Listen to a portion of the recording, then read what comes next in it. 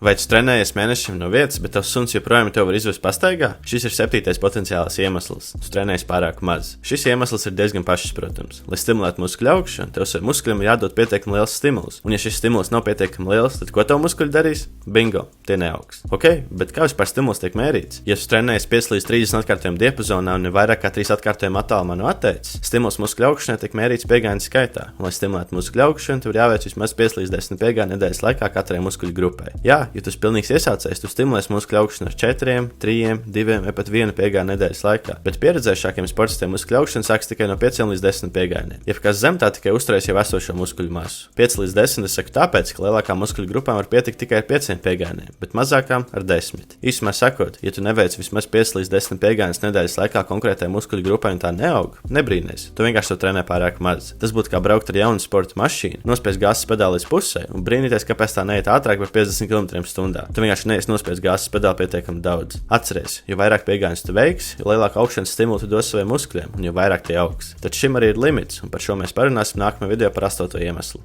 Čau!